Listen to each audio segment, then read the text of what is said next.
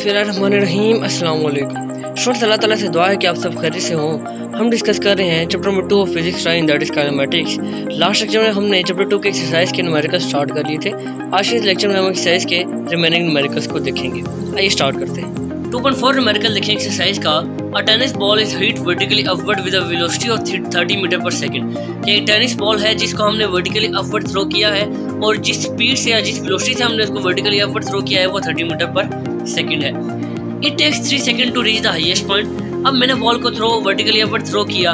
वो एक पॉइंट ऐसा आएगा जब बॉल अपनी हाइट पर पहुंचेगी और उस हाइट के बाद वो बॉल ग्राउंड की तरफ आएगी। तो वो हाइट जब वो अपनी मैक्सिमम हाइट पर पहुंच जाएगी, उस हाइट पर पहुंचने में बॉल ने 3 सेकंड का टाइम कंज्यूम किया। ये हमें गिवन है। अब इस डाटा को कंसीडर करते हुए हमने कैलकुलेट करना है। Calculate the maximum height reached by the ball. हमने वो मैक्सिमम हाइट कैलकुलेट करनी है कि जब बॉल अपनी हाइट पर मैक्सिमम हाइट अचीव कर चुकी हो। How long it will take to return the ground. एक और चीज भी हमने कैलकुलेट करनी है, हाउ लॉन्ग। अब यहाँ पर लॉन्ग से क्या मुराद है जी, लॉन्ग से मुराद टाइम है कि हम वो टाइम कैलकुलेट करना है कि कितना टाइम बॉल ले रही है कि जब हमने बॉल को थ्रो किया तो कितने टाइम बाद बॉल ग्राउंड पर वापस आ रही है। ये बहुत इंपॉर्टेंट एमसीक्यूज है। बोर्ड के हवाले से ये एमसीक्यूज जरूर पूछा जाता है। और ये एमसीक्यूज इस एमसीक्यूज में क्योंकि इतनी ज़्यादा छुपी हुई चीज़ें हैं जो भी मैं आपको निकाल कर दिखाऊंगा तो आपको हैरान भी होगा, आप यकीन करेंगे कि वाकई ये बहुत इंपॉर्टेंट एमसीक्यूज है। तो सबसे पहले इमेजिन करें मेरे पास कि मैंने बॉल को वर्टिकली अपवर्ड थ्रो किया। अब क्वेश्चन के मुताबिक जब मैंने बॉल को वर्टिकली अपवर्ड थ्रो किया तो ये वर्टिकली अपवर्ड थ्रो करने में इसकी वेलोसिटी जब मैंने फेंका तो इसकी वेलोसिटी 30 मीटर पर सेकंड थी। अब फर्दर क्या गिवन है? फर्दर ये गिवन है कि ये बॉल जब अपनी हाइट पर पहुंचती है, यानी ये वाला पॉइंट, यानी हाईएस्ट पॉइंट पर जब पहुंचती है जिसके बाद बॉल ने ग्राउंड की तरफ वापस आना है, वो है इसका हाईएस्ट पॉइंट। इस हाईएस्ट पॉइंट पर बॉल ने पहुंचने में 3 सेकंड का टाइम कंज्यूम किया। अब इस दोनों डाटा को कंसीडर करते हुए मैंने क्या कैलकुलेट करना है? मैंने ये कैलकुलेट करना है कि एक बॉल ने कितनी मैक्सिमम हाइट रीच की है। मैक्सिमम हाइट से मुराद 2 पॉइंट है। एक पॉइंट वो जब बॉल मेरे हाथ पर है, ये पॉइंट जैसे ही मैंने इसको थ्रो किया, एक पॉइंट मेरे हाथ वाला पॉइंट, और दूसरा पॉइंट जब बॉल अपनी हाईएस्ट पॉइंट पर पहुंच जाएगी। और हाईएस्ट पॉइंट वाला ये वाला पॉइंट, वो वाला पॉइंट जब मैंने बॉल को वर्टिकली थ्रो किया अपने हाथ से, मेरा हाथ पहला पॉइंट है। और सेकंड पॉइंट कौन सा है? हाईएस्ट पॉइंट, यानी जब बॉल अपनी बिल्कुल हाइट पर पहुंची, वो वाला पॉइंट। ये दोनों पॉइंट, इन दोनों का अगर मैं डिस्टेंस इन दोनों के दरमियान निकालूं तो ये मेरे पास मैक्सिमम हाइट आ जाएगी। मैक्सिमम हाइट से मुराद ही वो पॉइंट है कि बॉल अपनी मैक्सिमम हाइट पर पहुंच चुकी है। तो मैक्सिमम हाइट पर जब बॉल पहुंची है, और एक वो पॉइंट रहा है और एक वो पॉइंट है जब बॉल मेरे हाथ में थी, मैंने इसको वर्टिकली थ्रो किया। अब वर्टिकली थ्रो किया तो ये दो मेरे पास पॉइंट आ गए। अगर इन दोनों के दरमियान का मैं डिस्टेंस निकाल लूँ तो वही डिस्टेंस मेरे पास हाइट होगा। अब यहाँ पर हमने हाइट का नाम लेके कंफ्यूज करने की बात की है, लेकिन हमने एनिमेशन से देख लिया कि अपने 2 पॉइंट, अगेन सुन ले, मेरे हाथ का पॉइंट जब मैंने बॉल को वर्टिकली अपवर्ड थ्रो किया और वो पॉइंट जब बॉल अपनी मैक्सिमम हाइट पर पहुंचेगी, हाईएस्ट पॉइंट पर पहुंचेगी, इन दोनों पॉइंट के दरमियान का अगर मैं डिस्टेंस निकाल लूँ तो मेरे पास मैक्सिमम हाइट आ जाएगी। ये कंफ्यूजिंग पॉइंट था। अब सेकंड भी हमने क्या फाइंड करना है कि how long it will take to return the ground, कि बॉल कितना टाइम लेगी ग्राउंड पर पहुंचने के लिए। अब बच्चे क्या सोचेंगे? बच्चे ये सोचेंगे कि बॉल हाईएस्ट पॉइंट पर पहुंच गई है, तो क्वेश्चन में क्या पूछा गया है कि हाईएस्ट पॉइंट से बॉल ग्राउंड में कितना आने में टाइम लेगी, जबकि ये कॉन्सेप्ट गलत है। गौर से जरा स्टेटमेंट को पढ़े। How long it will take to return the ground, it से मुराद बॉल है कि how long ball will take to return the ground. अब उसने कोई पॉइंट तो नहीं बताया कि हाईएस्ट पॉइंट से बॉल कितना ग्राउंड में आने में टाइम लेगी, कोई पॉइंट इसने नहीं बताया, यानी वो टोटल टाइम की बात कर रहा है। अब यहाँ पर 2 टाइम है, जरा दोबारा सुन ले।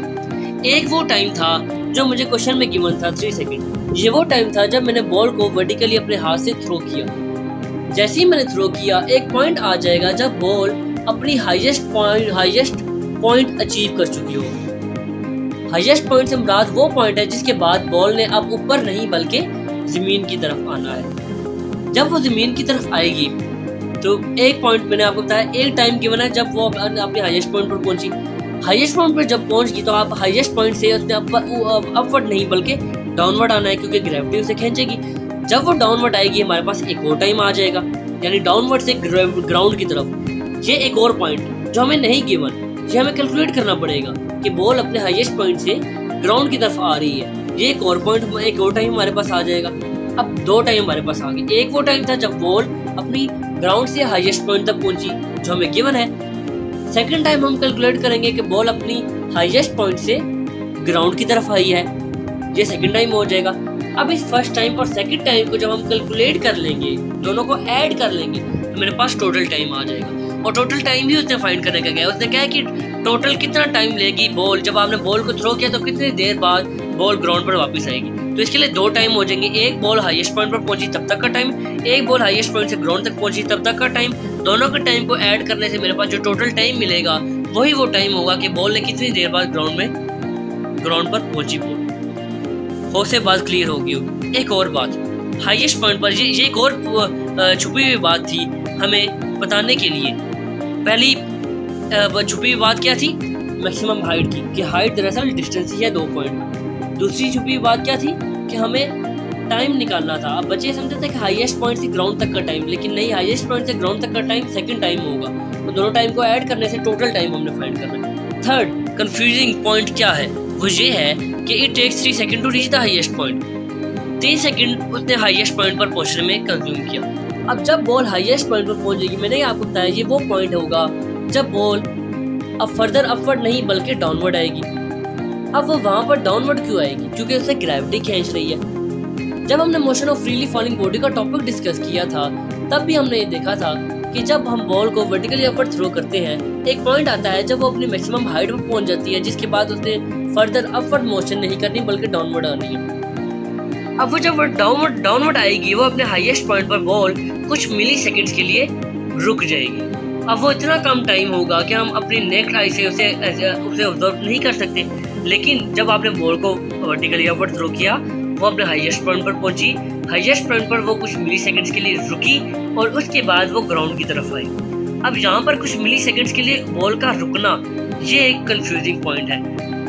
हमने पढ़ा था कि जब बॉडी रेस्ट पर हो तो उसकी वेलोसिटी क्या होगी या उसकी स्पीड क्या होगी?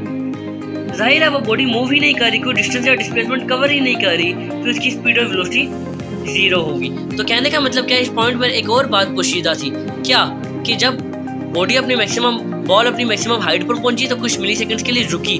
कुछ मिली सेकेंड्स के लिए रुकना बॉल के लिए ये बता रहा है कि बॉल वहां पर उसकी स्पीड 0 हो जाएगी। यानी जिस वेलोसिटी से मैंने बॉल को 3 मीटर पर सेकंड की वेलोसिटी से फेंका था, वो हाईएस्ट पॉइंट तक पहुंचते 30 मीटर पर सेकंड ही थी, लेकिन हाईएस्ट पॉइंट पर बॉल कुछ मिली सेकेंड्स के लिए रुकेगी और जैसे ही वो रुकेगी इसकी वेलोसिटी 0 हो जाएगी। फिर अगेन वो किसी वेलोसिटी से डाउनवर्ड ग्राउंड की तरफ आएगी और वही हमने टाइम कैलकुलेट करना है। तो ये पहली बात थी कि हमने हाइट कैलकुलेट करनी थी। अब जब बॉल ग्रेविटी की तरफ आएगी, यानी ये वाला पॉइंट, अब जब बॉल ग्रेविटी की तरफ आ रही है, ये हमने टाइम निकालना है। याद रहे, दोबारा सुन ले, ये जो ग्रेविटी की तरफ अब ये जो बॉल आ रही है, ये टोटल टाइम नहीं है, ये अलग टाइम है। दोबारा सुने, अब इस एनिमेशन के मुताबिक एक वो टाइम जब इस बंदे ने बॉल को थ्रो किया, ठीक है, ये पॉइंट जब बंदे ने बॉल को थ्रो किया, ये पॉइंट, ये टाइम हमें गिवन था। अब बॉल नीचे आ रही है, अभी रुके, ये देखिए बॉल नीचे आई। अब जैसे ही ये बॉल नीचे आई, ये सेकंड टाइम होगा जो हमें कैलकुलेट करना पड़ेगा।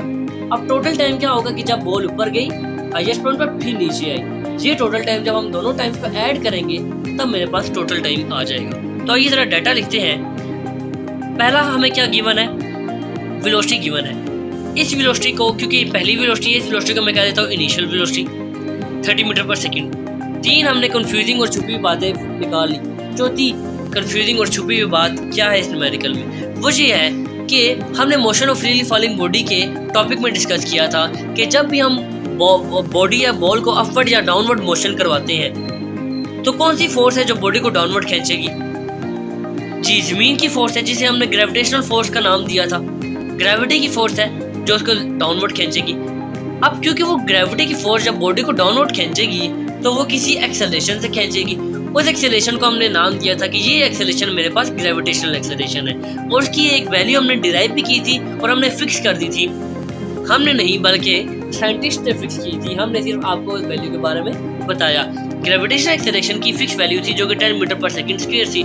कुछ केसेस में वो वैल्यू 9.8 हो जाती है और कुछ केसेस में वो 10 होती है। दरअसल ये होती है 9.8 ही है, लेकिन क्योंकि 9.8 10 के ज़्यादा करीब है तो हम इसको राउंड ऑफ करके 10 ही कर देते हैं। अगर आप 9.8 को रखें या 10 को रखें, दोनों से अलग अलग भी कैलकुलेशन करेंगे तो हमारा आंसर तकरीबन काफ़ी हद तक 99% मिलता जुलता होगा। तो कहने का मतलब क्या है कि हमारे पास एक एक्सेलेरेशन भी गिवन थी इस न्यूमेरिकल में, जो कि हमें नहीं बताई गई, लेकिन हमने अपने माइंड से सोचा, पिछले कॉन्सेप्ट्स को यूज किया और हमें मालूम हो गया कि वाकई एक एक्सेलरेशन है जिसको हमने ग्रेविटेशनल एक्सेलरेशन का नाम दिया था। अब एक और बात, वो जो ग्रेविटेशनल एक्सेलरेशन है, अगर हमने एक और बात पढ़ी थी कि अगर वो ग्रेविटेशनल एक्सेलरेशन, अगर बॉल डाउनवर्ड यानी जमीन की तरफ आ रही है तो जाहिर है जमीन उसे खींच रही है, जमीन की ग्रेविटी की तरफ जा रही है, तो एक्सेलरेशन पॉजिटिव होगी यानी प्लस 9.8 या plus 10 metre per second square आएगी। लेकिन जहाँ पर बॉल को हमने नीचे नहीं बल्कि वर्टिकली अपवर्ड थ्रो किया, जब बॉल वर्टिकली अपवर्ड जा रही है तो बॉल ग्रेविटी के ऑपोजिट जा रही है, यानी कि जमीन तो नीचे से खींच रही है लेकिन वो तो ग्रेविटी के ऑपोजिट ट्रैवल कर रही है। तो ग्रेविटी की जब ऑपोजिट ट्रैवल करेगी तो उसकी एक्सेलरेशन, ग्रेविटेशनल एक्सेलरेशन पॉजिटिव नहीं बल्कि नेगेटिव होगी। यही वजह है मैंने यहाँ पर ग्रेविटेशनल एक्सेलरेशन के साथ यहाँ पर नेगेटिव का साइन डाला है। तो यहाँ पर ये एक्सेलरेशन नहीं बल्कि ग्रेविटेशनल एक्सेलरेशन आपने यहाँ पर लिख देना है। और मैंने आपको बताया 9.8 मीटर पर सेकंड स्क्वायर की वैल्यू होती है नेगेटिव 9.8, क्योंकि बॉल ग्रेविटी के ऑपोजिट ट्रैवल कर रही है। फर्दर हमें ये टाइम गिवन है कि वो टाइम है जब बॉल अपने हाईएस्ट पॉइंट पर पहुंची, इसको मैं T1 कह देता हूँ, जो कि 3 सेकंड है। और मैंने आपको बताया कि बॉल हाईएस्ट पॉइंट पर कुछ मिली सेकेंड्स के लिए रुकेगी और जब वो रुकेगी तो उसकी वेलोसिटी या टाइम 0 होगा। तो जब 0 होगा तो उसको मैं VF कह देता हूँ कि वो फाइनल वेलोसिटी थी, और उस फाइनल वेलोसिटी को मैं 0 मीटर पर सेकंड कह रहा हूँ। ये हमारे पास हो गया सारा डाटा। रिक्वायर्ड क्या चीज़ें हमें रिक्वायर्ड है, एक तो हमें मैक्सिमम हाइट रिक्वायर्ड है और एक मेरे पास टोटल टाइम रिक्वायर्ड है कि टोटल टाइम निकालना है। हाइट और टोटल टाइम मैंने आपको बता दी, दोनों में कंफ्यूजिंग पॉइंट था। हाइट से मुराद 2 पॉइंट के दरमियान का डिस्टेंस है, हाइट आ जाएगी। टाइम से मुराद टोटल टाइम है, वो टाइम जब बॉल हाइट पर पहुंची और फिर जब ग्राउंड पर पहुंचेगी, दोनों का सम अप करेंगे। जब कैलकुलेशन में करेंगे मैं आपको मजीद डिटेल बताऊंगा। सोल्यूशन में जाने से पहले again imagine that and remind that tool kit for numerical जो हमने पहले देखी थी। ये टूल किट, इसमें तमाम वो फार्मूलाज मैंने लिखे हैं जो थ्रू आउट चैप्टर 2 में हम पढ़ चुके हैं, उनको ड्राइव किया, अच्छे तरीके से समझ भी लिया। तो मैंने इनको लग गया न्यूमेरिकल में ऐसे सामने रहेगा तो हम देखेंगे डाटा के मुताबिक कौन सा डाटा हमारे जो फार्मूले हैं उनको सही तरह हिट कर रहा है, तो हम वो फार्मूला यूज़ करेंगे। तो हाइट निकालने से पहले मैं टाइम आपको निकाल के बता देता हूँ, क्योंकि ज़्यादा जो है कंफ्यूजिंग पॉइंट है टाइम का।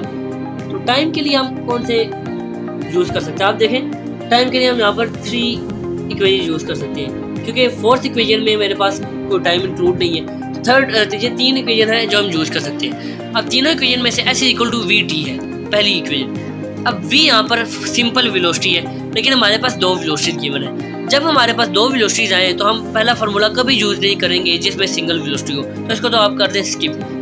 सेकंड इक्वेशन देखिए, VF = VI + AT। Of course हम ये यूज़ कर सकते हैं क्योंकि VF भी नाउन है, VI भी नाउन है, एक्सेलरेशन भी नाउन है, हम टाइम निकाल सकते हैं। थर्ड इक्वेशन देखिए, S = VIT + 1/2 AT²। इसमें हमारे पास VI तो नाउन है, एक्सेलरेशन भी नाउन है, लेकिन डिस्टेंस नहीं नाउन, क्योंकि हम जब डिस्टेंस निकालेंगे तो वही तो हमारी हाइट होगी। तो डिस्टेंस हमें नहीं पता तो यह हम नहीं यूज़ कर सकते। तो यानी कहने का मतलब कि हमारी टूल किट के मुताबिक सेकंड इक्वेशन, और ये सेकंड इक्वेशन इसको एक नाम दिया था, ये फर्स्ट इक्वेशन ऑफ मोशन है, यही हम यूज़ करेंगे। तो वैल्यूज पुट करेंगे, VF 0, VI 30 और A एक्सेलरेशन यहाँ पर 9.8 है। मैंने आपको बताया था या 9.8 हो या 10 हो, तो मैं 9.8 की जगह 10 डाल रहा हूँ, यानी आपको यकीन भी दिलाऊँ कि 9.8 भी आप यूज़ कर सकते हैं और आप 10 भी यूज़ कर सकते हैं। हाइट निकालने में एक्सेलरेशन में 9.8 डालता हूँ, अभी मैं 10 डालता हूँ, लेकिन 10 नहीं, -10 -10। क्यों? क्योंकि बॉल ग्रेविटी के अपोजिट ट्रैवल कर रही है। तो ये मैंने वैल्यूज पुट कर दी। अब क्योंकि 10 T2 के साथ नेगेटिव का साइन है, वो जब अपोजिट साइड जाएगा तो उसके साथ पॉजिटिव का साइन हो जाएगा इस तरह। अब T2 के साथ 10 मल्टीप्लाई हो रहा है, जब दूसरी तरफ जाएगा तो डिवाइड हो जाएगा, 30 से डिवाइड होगा तो 10 3 × 30, मेरे पास T2 आ गया 3 सेकंड। अब ये वो टाइम है, मैंने आपको बताया, ये अब आपने नहीं समझना कि यही टाइम है कि बॉल ग्राउंड पर पहुंची। बॉल ग्राउंड पर तो पहुंची है नो डाउट, लेकिन अपने हाईएस्ट पॉइंट से ग्राउंड तक पहुंची है, जबकि क्वेश्चन में कहा गया है कि वो बॉल कितनी देर बाद ग्राउंड में आएगी। ये नहीं कहा कि हाईएस्ट पॉइंट से ग्राउंड में आएगी, देर बाद का जिक्र है, how long it will take, यानी कितनी देर बाद बॉल ग्राउंड में आएगी। तो एक दोबारा सुन ले, एक टाइम वो जब मैंने बॉल को अपवर्ड थ्रो किया, वो हाईएस्ट पॉइंट पर पहुंची, जिसमें वो थोड़ी देर के लिए रुकी भी, हाईएस्ट पॉइंट पर पहुंची, वो 3 सेकंड का टाइम उसे कंज्यूम किया, वो हमें गिवन था T1। अब जब वो हाईएस्ट पॉइंट से दोबारा ग्राउंड की तरफ आई, वो टाइम भी लगेगा उसको आने में, तो वो टाइम मैंने निकाला 3 सेकंड था। अब 2 पॉइंट आ गए हैं, बॉल अपवर्ड गई, रुकी, ग्राउंड की तरफ आई। टोटल टाइम जब हम इन दोनों टाइम को ऐड कर देंगे, T1 = T1 + T2, इन दोनों टाइम को जब मैंने ऐड किया 3 + 3, तो अब जो 6 सेकंड्स का टाइम आया, ये मेरे पास वो टोटल टाइम है कि जो बॉल कंज्यूम करेगी आने में ग्राउंड में। यानी कितनी देर बाद आएगी। जब मैंने बॉल को थ्रो किया, मैंने टाइम नोट किया स्टॉप वॉच से कि कितनी देर बाद ग्राउंड में आई, तो टोटल 6 सेकंड्स के बाद ग्राउंड में बॉल आ गई। सिंपल, हमने टाइम निकाल लिया। अब हमने निकालना है हाइट। हाइट के लिए डाटा को कंसीडर करते हुए देखते हैं कौन सा फॉर्मूला मैटर करता है। हाइट यानी डिस्टेंस, 2 पॉइंट के दरमियान का डिस्टेंस हाइट होता है। S = VT नहीं यूज कर सकते क्योंकि 2 हमारे पास वेलोसिटीज है। सेकंड इक्वेशन टूल किट के मुताबिक भी नहीं यूज कर सकते क्योंकि इसमें डिस्टेंस नहीं है। या सेकंड इक्वेशन यूज करें या थर्ड इक्वेशन यूज करें। अब अगर सेकंड इक्वेशन यूज करें तो वो आप यूज कर सकते हैं, बिल्कुल यूज कर सकते हैं, लेकिन मसला आ जाएगा। मसला क्या आ जाएगा कि सेकंड इक्वेशन में हमारे पास T है। अब ये T कौन सा टाइम है भला? क्या ये T वो टाइम है कि जब बॉल अपने हाइट पर पहुंची, यानी T1, या T वो टाइम है जब बॉल हाइट से ग्राउंड की तरफ आई T2, या T वो टाइम है टोटल टाइम कि जब कितनी देर बाद बॉल ग्राउंड पर पहुंची? जी आपका क्या ख्याल है? जी हम क्या देख रहे हैं? हम मैक्सिमम हाइट देख रहे हैं। और मैंने आपको बताया कि हाइट क्या है? दोनों पॉइंट के दरमियान का डिस्टेंस है। यानी वो पॉइंट जब मैंने बॉल को अपने हाथ से थ्रो किया और वो पॉइंट जब बॉल अपने हाईएस्ट पॉइंट पर पहुंची, इन दोनों पॉइंट के दरमियान का डिस्टेंस मेरे पास हाइट होगी, मैक्सिमम हाइट। तो अब जब बॉल को मैंने थ्रो किया, एक वो पॉइंट जब बॉल हाईएस्ट पॉइंट पर पहुंची, वो पॉइंट, तो जब बॉल हाईएस्ट पॉइंट पर पहुंची मेरे हाथ से, तो इसके दरमियान में बॉल ने कितना टाइम लिया था? क्वेश्चन के मुताबिक 3 सेकंड लिया था, क्योंकि हम इन दोनों पॉइंट के दरमियान का डिस्टेंस फाइंड करेंगे और ये डिस्टेंस बॉल ने 3 सेकंड में कंज्यूम किया था। क्योंकि बॉल मेरे हाथ में मैंने थ्रो किया, हाईएस्ट पॉइंट पर पहुंची, तो मेरे हाथ से हाईएस्ट पॉइंट तक का डिस्टेंस ही देखना है। तो हाईएस्ट पॉइंट तक बॉल ने पहुंचने में 3 सेकंड लिया था क्वेश्चन के मुताबिक। तो कहने का मतलब ये है कि मैंने, क्योंकि 3 सेकंड का टाइम लिया मेरे हाथ से हाईएस्ट पॉइंट तक पहुंचने में, तो इन दोनों पॉइंट का डिस्टेंस हम निकालेंगे। इन दोनों पॉइंट के डिस्टेंस के लिए हम 3 सेकंड टाइम इसमें यूज़ कर सकते हैं। लेकिन आई एम नॉट श्योर कि 3 सेकंड का टाइम यूज़ करने से हमारे पास डिस्टेंस सही आएगा या नहीं। फिर भी कन्फ्यूजन तो है कि हम 6 सेकंड यूज़ करें या 3 सेकंड यूज़ करें। इस वजह से इस कन्फ्यूजन से बाहर आने के लिए हम ऐसा फार्मूला क्यों ना यूज़ करें जिसमें टाइम इंक्लूड ही ना हो, जो कि ये है 2as = vf² - va²। हम ये यूज़ कर सकते हैं। लेकिन एज अ होम एक्सरसाइज में आपको ये एक्सरसाइज देता हूँ कि आप s = vit + 1/2 a² formula use करें और इसमें आप 3 सेकंड का टाइम भी इनपुट करके देखें कि डिस्टेंस क्या आता है, और 6 सेकंड का टाइम भी इनपुट करके देखें कि डिस्टेंस क्या आता है। और वो आपने मुझे कमेंट पे बताना है कि कौन सा टाइम है जिससे डिस्टेंस सही आएगा। मैंने अपने तौर पे इसे चेक नहीं किया, लेकिन मेरे मुताबिक 3 सेकंड का टाइम जब आप इनपुट करेंगे सेकंड के मोशन में s = vit + 1/2 a² में, तो डिस्टेंस ठीक आएगा। मेरे मुताबिक ये होगा। मैं भी सोल्व करूंगा और आपको जरूर दूंगा, लेकिन आपने सोल्व करना है। बहरहाल 2as = vf² - vi² हम यूज़ करेंगे। ये है। अब यहाँ पर आप देख रहे हैं कि a की जगह मैंने g डाल दिया, s की जगह मैंने h डाल दिया, क्योंकि मैंने आपको क्या बताया कि दोनों पॉइंट के दरमियान का डिस्टेंस ही मेरे पास हाइट है। तो क्योंकि हम डिस्टेंस फाइंड कर रहे हैं और डिस्टेंस ही हाइट है, तो इसलिए डिस्टेंस को मैंने हाइट से रिप्लेस कर दिया और a को मैंने g से क्यों रिप्लेस किया? क्योंकि अभी हम ग्रेविटेशनल एक्सेलरेशन की बात कर रहे हैं। तो ग्रेविटेशनल एक्सेलरेशन की बात में एक्सेलरेशन ही है, लेकिन क्योंकि वो ग्रेविटी की वजह से एक्सेलरेशन है, तो हम a को उठा के g लिख देंगे और g इस बात की इंडिकेशन है कि हम ग्रेविटेशनल एक्सेलरेशन यूज़ करें। वैल्यू पुट करेंगे 2 एज इट इज आ जाएगा g। अब मैंने आपको बताया मैं 9.8 लूँगा, पहले 10 लिया, अब -9.8 ले लूँगा। h एज इट इज क्योंकि हमने फाइंड करना है। vf 0 है, 0 का स्क्वायर 0 हो जाएगा, -vi का स्क्वायर यानी 30 का स्क्वायर। ये मैंने वैल्यूज पुट कर दी। अब जब 2 9.8 से मल्टीप्लाई होगा तो मेरे पास आ जाएगा 19.6 और माइनस एज इट इज आ जाएगा और 30 का स्क्वायर 900 आ जाएगा। लेकिन 30 के बाद माइनस भी है, वो माइनस आ जाएगा। अब आप देख रहे हैं दोनों तरफ माइनस है। इक्वल की दोनों तरफ अगर सेम चीज़ हो तो वो कट जाती है। अब चाहे न्यूमेरिक वैल्यू हो या कोई साइन हो, क्योंकि इक्वल की दोनों तरफ नेगेटिव का साइन आ रहा है दोनों साइड पे, तो ये नेगेटिव कट जाएगा। और फिर हाइट निकालनी है तो 19.6 एच के साथ मल्टीप्लाई हो रहा है, तो दूसरी तरफ जाकर 900 के नीचे डिवाइड हो जाएगा कुछ इस तरह से। तो इसको अगर आप कैलकुलेटर पर सॉल्व करें तो मेरे पास जो हाइट आ जाएगी वो आ गई 46.06 मीटर। बाय मिस्टेकन यहाँ पर मीटर पर सेकंड लिख दिया गया है जबकि ये मीटर है। सेकंड को आप हटा दें क्योंकि हाइट और डिस्टेंस हमेशा मीटर में होते हैं। तो 46.06 मीटर का टाइम लगा। अगर आप 9.8 नहीं पुट करेंगे, अगर आप पूरा 10 पुट करेंगे तो मेरे पास जो डिस्टेंस जो हाइट आएगी वो 46 आएगी। आप देखिए 46 और 46.06 तकरीबन ना होने के बराबर का फर्क आता है। तो ये आप जो मर्जी वैल्यू पुट कर ले, तो ये वो मैक्सिमम हाइट है जब वो बॉल अचीव कर लेगी, जब वो हाईएस्ट पॉइंट पर पहुंचेगी। क्लियर हो गया? आई होप सो आपको न्यूमेरिकल समझ आ चुका होगा।